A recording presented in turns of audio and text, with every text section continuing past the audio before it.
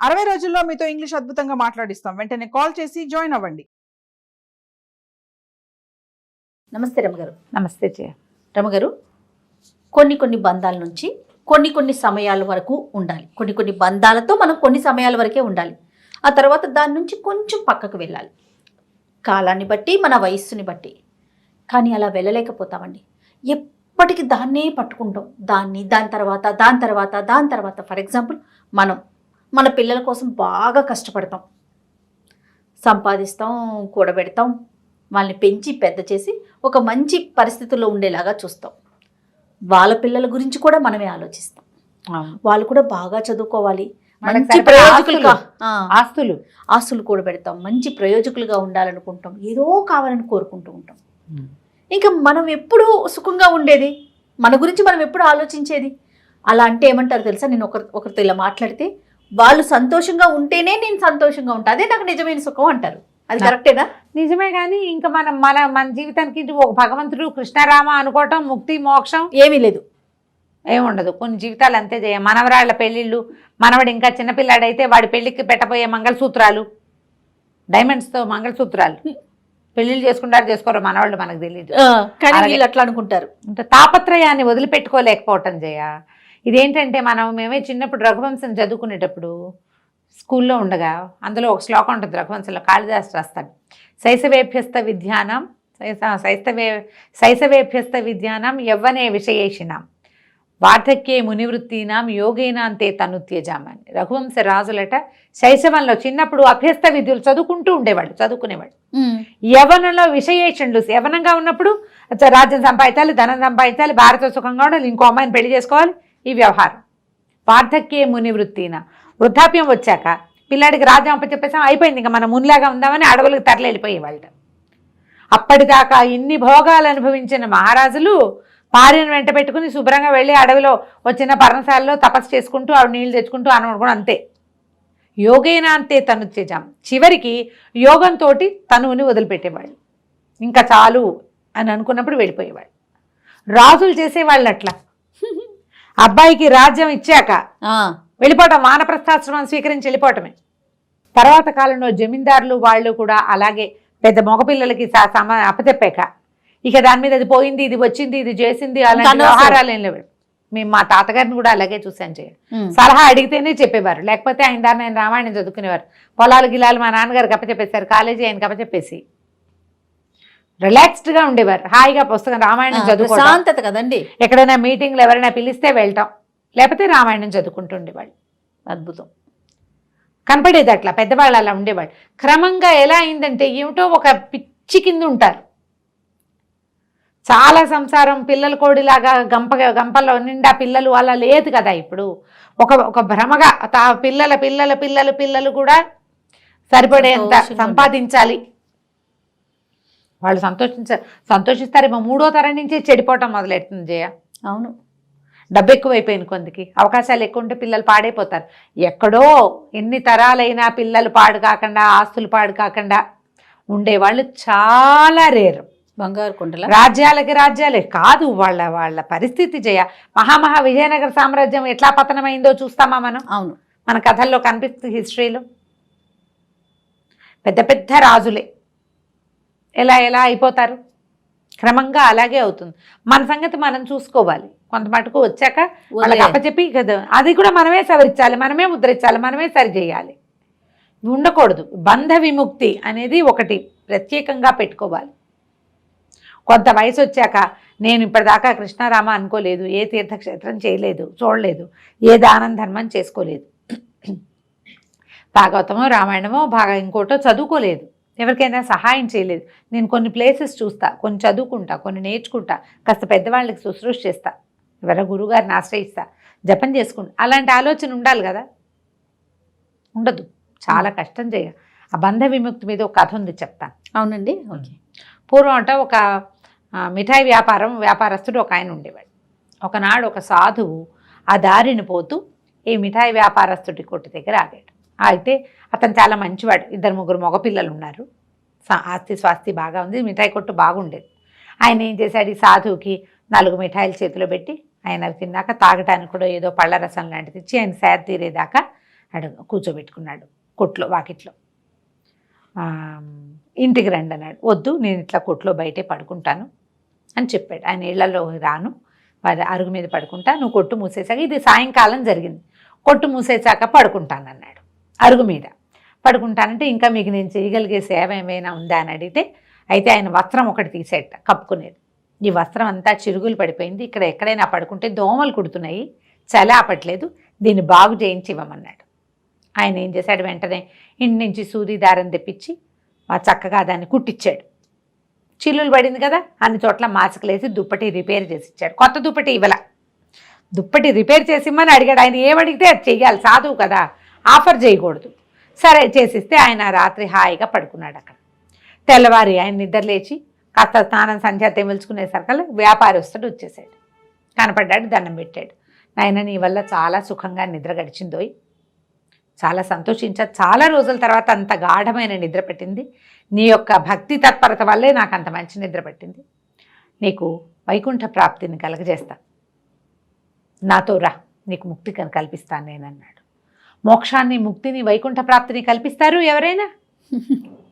కల్పిస్తానండి సరిగ్గా. ఈయన ఏమన్నాడు, అయ్యా మా పిల్లలు చిన్నపిల్లలండి, ఇంకాను వ్యాపారంలో కుదురుకోలేదు, 8 సంవత్సరాలు గడిచిందా పిల్లల్ని సెటిల్ చేసేస్తా, మీరు మళ్ళీ యాత్రకు బయలుదేరినప్పుడు 8 ఏళ్ళు సమయం ఇవ్వండి నాకు, 8 ఏళ్ళ తర్వాత మీరు ఎక్కడికి పిలిస్తే అక్కడికి వస్తా అన్నాడు. బాగుంది. వెళ్ళిపోయాడు సాధు. 8 సంవత్సరాలు గడిచాయి. 8 ఏళ్లకి మళ్ళీ వచ్చాడు. షాపు అది అభివృద్ధి అయింది. మరి ఇతను కొంచెం కాస్త పెద్దవాడయ్యాడు, పలకరించుకున్నాడు, మిఠాయిలు పెట్టాడు, తిన్నాడు. అబ్బాయి, నీకు వైకుంఠ ప్రాప్తి కలిగిస్తానన్నాను, వస్తావా నాతోటి అన్నాడు. అంటే అయ్యా అట్లా కాదండి, పిల్లలు పెద్దవాళ్ళు అయ్యి దురభ్యాసాల పాలైపోయారు, ఇప్పుడు ఉన్న పరిస్థితులు వాళ్ళని వదిలేస్తే నా ఇల్లు వాకిలి ఏమైపోతుందో తెలీదు, చెడు సావాసాలు పారినబడ్డారు, ఒక అబ్బాయికి వ్యసనాలు అయిపోయినాయి, ఇంకోటికి సావాసాలు చెడ్డవైపోయినాయి, వాళ్ళని దారిలో పెట్టాలండి, దారిలో పెట్టి వ్యాపారాన్ని అభివృద్ధి చేసి పిల్లల్ని దారిలో పెట్టి పెళ్ళిళ్ళు చేసి అప్పచెప్తా, పెళ్ళిళ్ళైనా అభ్యాసాలుగానే ఉన్నారు వాళ్ళు అని చెప్పాడు. చెప్పి ఇంకొక 8 ఏళ్ళు సరేనన్నాడు. మళ్ళీ 8 ఏళ్ళకి చంచనగా సాధు వచ్చేసాడు. వచ్చేసరికల్లా షాపు లేదు, మిఠాయి కొట్టు లేదు. ఆ మిఠాయి కొట్టు వెనకాలే పెద్ద ఇల్లు వాళ్ళది, అదంతా పాడుగొట్లాడుకుంటూ ఉంది. అక్కడి నుంచి చిరిగిన గుడ్డలతోటి తిరుగుతున్నారు, చింకి గుడ్డలతో ఇంత చిన్న చిన్న పిల్లలు. ఆ ఇంటి వెనకాల ఏవో 1-2 గొడ్లు ఉన్నాయి, ఒక ఎద్దులే ఒకటి కనపడుతుంది, ఒక ఎద్దు ఒకటి కనిపిస్తోంది. బీదగా ఉంది వాళ్ళ పరిస్థితి అంతా. కొట్టయితే లేదు. ఈయన ఏమయ్యా ఇక్కడ ఒక వ్యాపారస్తుడు ఉండాలి కదా అని ఆ చింకి పిల్లడి గుడ్డల పిల్లవాడిని ఎత్తుకున్న ఒక్కొక్కటిని అడిగాడు. అడిగితే వ్యాపారస్తుడు, మా నాన్నేనండి, మేమిద్దరం అన్నదమ్ములం, మా వ్యాపారం పాడైపోయింది, మా నాన్న చనిపోయాడు, మరి ఈ పాత ఇల్లు అట్లాగే ఇల్లు కూడా పడిపోయిందండి, అట్టగా కాలక్షేపం చేస్తున్నాం, నాకు కొంచెం కాస్త వ్యవసాయం ఉంది వెనకాల చేసుకుంటున్నా, ఈ అవతల మా తమ్ముడికి ఒక 1/2 ఎకరం పొలం ఉంది, ఇద్దరం కలిసి ఈ ఎద్దుతోటి వ్యవసాయం చేసుకుంటున్నామండి అన్నాడు. ఈయన ఎద్దు కేసు చూశాడు. చూసేసరికి ఆయనకి తెలిసింది ఈ ఎద్దు ఎవరో కాదు, చచ్చిపోయిన వ్యాపారి స్వీట్ కొట్టువాడు ఇలా పుట్టాడు. ఈయన ఏం చేశాడు, ఆ దగ్గరికి వెళ్ళి చేతిలో కమండలం ఉంది, మంత్రజలం చల్లాడు. చల్లేసరికల్లా ఎద్దుకు తెలిసింది పూర్వజన్మ స్మృతి. నీకు వైకుంఠ ప్రాప్తికి నేను ప్రామిస్ చేశాను కదా, నాతో రా, నీకు వైకుంఠ ప్రాప్తి కలిగిస్తానన్నాడు సాధువు. ఈ ఎద్దు రూపంలో ఉన్న వ్యాపారస్తుడు అన్నాడు, అయ్యా పిల్లల్ని ఎట్లా వదిలేనండి, వాళ్ళైపోయాను, ఇప్పుడు నేనే దిక్కు, నన్ను అడ్డం పెట్టుకుని వ్యాపారం చేసుకుంటున్నారు, నన్ను అడ్డం పెట్టుకున్నారు, ఈ వ్యవసాయం చేస్తున్నారు, నేను కాస్త చచ్చిపోయానంటే వెళ్ళిపోయాను, ఇప్పుడు ఏముంది మీరు తీసుకుపోవడం, నేను చచ్చిపోవటం, వీడు ఎట్లా చేసుకుంటాడు ఈ వ్యవసాయం, వీడు బండి కట్టుకుని ఏదో సామాన్లు మోసి రోజుకో పావలా అర్థ వీడు సంపాదించుకుంటున్నాడు, వీడికి చిన్నవాడికేమో ఒక 1/2 ఎకరం వ్యవసాయం ఉంది, దానికి కాడి కట్టినప్పుడల్లా నన్నే కట్టుకుంటున్నాడు, నేను లేకపోతే వీళ్ళు ఎట్లా బతుకుతారు, పిల్లలు చూడండి చిన్న పిల్లలండి, మా మనవలు, పిల్లలు దురభ్యాసాల వల్ల ఆస్తంతా పాడైపోయింది, క్షమించండి బాబు, మీరు వచ్చినా నేనేమీ చేయలేకపోతున్నానండి అన్నాడు సాధువు. వీడి కర్మానికి మనం ఏం చేస్తామని వెళ్ళిపోయాడు. 8 ఏళ్ళకి మళ్ళీ వచ్చాడు. మళ్ళీ రమ్మన్నాడు. మళ్ళా వస్తానన్నాడు. వచ్చేసరికల్లా ఎద్దు లేదు, వీళ్ళ పరిస్థితి ఇంకా అధ్వానంగా ఉంది.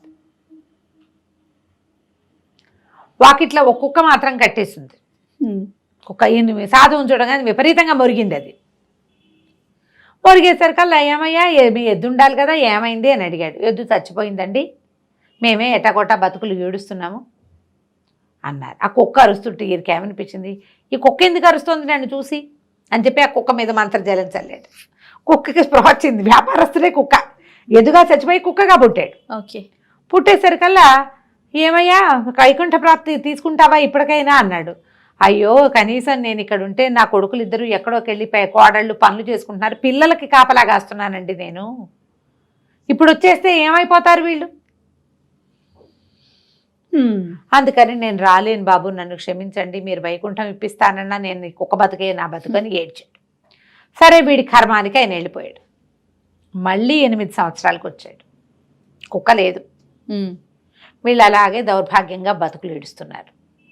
ఈ సాధువుని చూసేసరికల్లా వ్యాపారస్తుడి కొడుకు అనిపించింది, ఏమిటి ఈయన ఎప్పుడు వచ్చినా ప్రతిసారి ఇట్లా 8 ఏళ్ళకు ఒకసారి వస్తున్నాడు, అంతకుముందు కూడా నాన్న ఎప్పుడో చెప్పాడు బతుకున్న రోజుల్లో సాధువు ఒక ఆయన వచ్చాడని, ఆ సాధువు ఈ సాధువేనా, ఈయన వచ్చినప్పుడల్లా మన పరిస్థితి ఇంకా అధ్వాన్నం అయిపోతుంది గమనించాడు అని చెప్పి ఆలోచించి తమ్ముని కేకేశాడు. ఒరే ఈ సాధువేరా నేను చెప్పింది, ఈయన మొదటిసారి వచ్చినప్పుడు మనకు ఎద్దుండేది, నాన్న దగ్గరకు వచ్చినప్పుడు వ్యాపారం కూడా ఉండేదనుకుంటా, మనకేమి ఎద్దుంది, రెండోసారి కుక్క ఉంది, ఇప్పుడు కుక్క కూడా లేదు, మనం ఇంకా దిగనాసిలిపోయి అడుక్కు తింటున్నారు రా, మనం అడుక్కుని తింటున్నారు వాళ్ళు, ముష్టెత్తుకునే పరిస్థితి వచ్చింది. పిల్లలు పెద్దవాళ్ళు అయ్యారు, పెద్ద పిల్లలు ముష్టెత్తుకుంటున్నారు, ఇంకా దొంగతనాలే మిగిలినాయి వాళ్ళ బతుకులో, ఈయన వచ్చాకే మన పరిస్థితి ఇట్లా అయింది అనేసరికి ఇద్దరు కలిసి ఆ సాధువుని కొట్టబోయారు. కొట్టపోతే ఆయన అన్నాడు, ఆయన తొందరపడిపోకండి, మీ నాన్న ఇదివరకు పడుకునే ప్లేస్ ఉంది కదా, పడుకునే ప్లేస్ ఉంది, ఆ ఇల్లంతా పాడుకొట్లాడుతూ పాతగా అయిపోయింది, అంతా పడిపోయింది ఓ పక్కన, అందులోనే తలదాచుకుంటున్నారు ఇద్దరు కుటుంబాలతోటి, మీ నాన్న తల ఎక్కడైతే తలబెట్టుకు పడుకునేవాడు అక్కడ తవ్వండి రా అన్నాడు. సరే ఇద్దరు సరే సాధువులు ఏముంటాయో ఏదో వీళ్ళ మాటల్లోని ఒక గుంప పుచ్చుకుని లోపలికి వెళ్ళారు. ఈయన కూడా వాళ్ళ వెనకాల నడిచి వెళ్ళాడు. తండ్రి పడుకునే ఎత్తు అరుగు, ఒక అరుగు లాంటిది, అక్కడ పడుకునేవాడు, తలకి దిండు పెట్టుకుని పడుకునే ప్లేస్ ఉంటుంది కదా, ఎక్కడ దిండు పెట్టుకుంటాడో అక్కడ తవ్వటం మొదలుపెట్టారు. బుస్సుమంటూ పెద్ద తాచుపాము వచ్చింది బయటికి. వచ్చేసరికల్లా ఈయన అన్నాడు, వాళ్ళిద్దరు కాస్త చూడు, నువ్వు తవ్వమంటే పాము వచ్చింది, భూమిలో పాము ఉంటాం ఏంటయ్యా, నువ్వేదో మాయమంత్రం చేస్తావు, మమ్మల్ని ఈ రకంగా కూడా బతకనివ్వని ఆయన కొట్టబోయారు. ఆయన అన్నాడు, నన్ను కాదురా పామును కొట్టేయండి, మీ పరిస్థితి బాగుపడుతుంది అన్నాడు. ఆనంగానే ఇద్దరు చెరుకో గుణపంతో దాన్ని దెబ్బలు కొట్టేస్తారు, చచ్చిపడిపోయింది పాము. ఇంకోసారి తవ్వండి అన్నాడు. ఆ పాము ఒక జాడీని చుట్టుకుని ఉంది, జాడీ మూతలాగా కనపడింది. పామును కొట్టేశాక ఆ జాడీ బయటికి తీస్తే దాని నిండా బంగారు మొహరీలు ఉన్నాయి. ఆశ్చర్యపోయారు, సాధువుకి దండాలు పెట్టారు కుటుంబాలతో సహా. అక్కడి నుంచి మొహరీలు సగం సగం పంచుకున్నారు. ఈయనేం చేశాడు, తన చేతిలో కమండలం ఉందిగా, మంత్రజలాన్ని ఆ పాము మీద జల్లాడు. పాముకి స్పృహ వచ్చింది, బతికింది. అది అప్పుడు తెలుసుకుంది ఆ పాము ఎవరు, నాన్నే. మొదట ఎద్దుగా పుట్టి సహాయం చేశాడు, కుక్కగా పుట్టి కాపలా కాశాడు, వీళ్ళకి సంబంధించిన డబ్బు పోకుండా ఆ పాముగా ఆ డబ్బుకి కాపలాగా ఉన్నాడు. ఏదో ఒక కాపలా, పిల్లల్ని వదలలేని తను ఎవరి కోసమైతే ఇన్ని జన్మలు ఎత్తాడో వాళ్ళు తన్ని కొట్టి చంపేశారు కల్లా, ఇంతే కదా అనిపించి అప్పుడు వైకుంఠ ప్రాప్తిని తీసుకున్నాడు. ఎక్కడో ఒక చోట వీటిని వదిలిపెట్టాలి, మనవాళ్ళ పెళ్ళిళ్ళు కూడా చూడాల్సిందే, మన కొడుకుల్ని కూడా చూడాల్సిందేనని తాపత్రయపడి సొంతానికి ఒక భగవన్నామాన్ని కూడా చేసుకోకుండా, ఎలాగూ మనం ఇక్కడ చేర్చినవి ఏవి మనం పట్టుకెళ్ళం, తాపత్రయపడద్దని కాదు, ఎక్కువ పడద్దని, పిల్లల వరకు ఆ పిల్లల వరకు పడండి, పిల్లలు పుట్టే వరకే, తర్వాత మీ పిల్లలు కూడా తండ్రులైపోతారు, తల్లులును, వాళ్ళని పెంచుకొని ఇవ్వాలి, వాళ్ళ ప్రపంచం వాళ్ళని కూడా మనమే సాగి సంతరించాలనుకోవద్దు. అంత మటుకు వెళ్ళాక మనం కూడా రఘువంశరాజుల్లాగా చక్కగా యోగము, చక్కగా మునివృత్తి, హాయిగా వార్ధక్యంలో అయినా ప్రశాంతంగా ఉండటము, వానప్రస్థాశ్రమం స్వీకరించడం, ఏదో కృష్ణారామాన్ని మంచి మాటలు వినటం, సొంతానికి ఏదైనా చేసుకుంటే ఇహము పరము రెండు వస్తాయి. వా ఎంత బాగుందో రమ్మగారు, ఈ బుక్ ఎక్కడ దొరికిందో కానీ మీకు భలే ఉన్నాయండి, ప్రతి ఒక్కటి ఒక వజ్రమే. నమస్తే రమ్మగారు. నమస్తే.